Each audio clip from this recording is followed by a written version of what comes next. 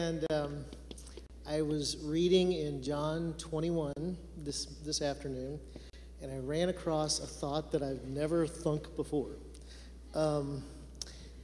It says when Jesus is restoring Peter on the beach, and he tells Peter, "You're young, and you've been young, but you're going to be old, and men are going to do things to you that they're going to kill you, and it's going to cause your death." And I've read that before, and thought the things I normally think, and then it came to mind that we talk about the early church and what did the early church do, and what do we do, and how are they the same and different?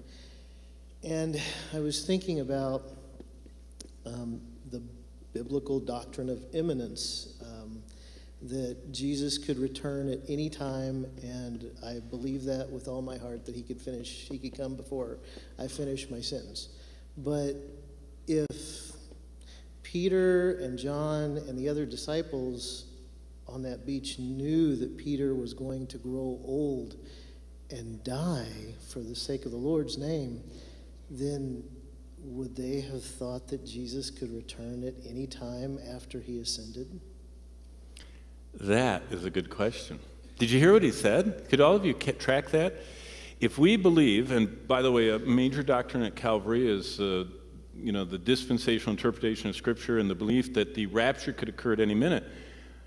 What about Peter knowing that he was going to live on the earth till he was old, and so Jesus wasn't going to return? That is really a good question. And by the way, being my right-hand man and friend, approximately 10 minutes before the service, he tipped me off that he was going to ask me that because he knew it was a hardie. And basically, I'm glad he asked it, and I'll come back and answer it, because when did the doctrine of the any moment return of Christ first get taught? Yeah, in 1 Thessalonians in AD 51. When was the rapture? Now, I don't mean people that can find the rapture in the Old Testament and the Gospels. But when did Paul say, "Behold, I show you a mystery. We shall not all sleep, but we shall all be changed"? And what does it mean when Paul talks about a mystery? And theologically, it's a truth that prior to that had not yet been revealed. And the rapture was one of those truths not yet revealed. So we'll talk about that. And that is a good question, Dave. And also, I would add to that what Peter said in 1 Peter, 2 Peter 3. He said, Paul teaches things that are hard to understand.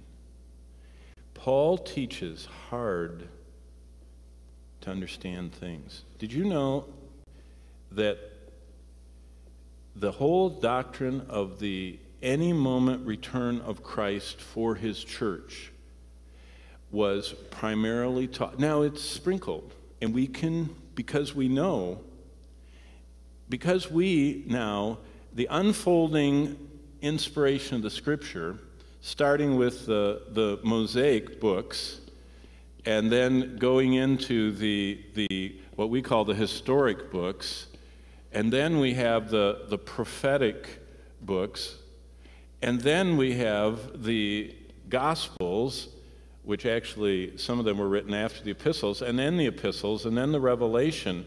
If you think about it, the Bible was written over these 1,600 or 1,500 years, but doctrines that only occur here were not known by those who only had this much of the Bible, this much of the Bible, this much of the Bible, this much of the Bible, and none of them basically had their own copy of all of it.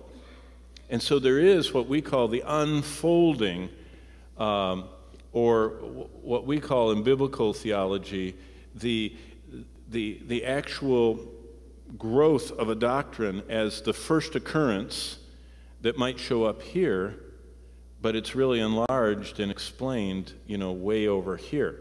And so all of that's going to be a great one. So, okay, now I'm supposed to practice the short. So, Dave, the short is that Peter didn't know about imminency. That's the short answer. And when Jesus said, I go and prepare a place, and if I go, I'll come, and he probably did not put together imminency until the hard things Paul started teaching, because it was a mystery until AD 50, 51. Not prior to that revealed. Now we can see it all the way through.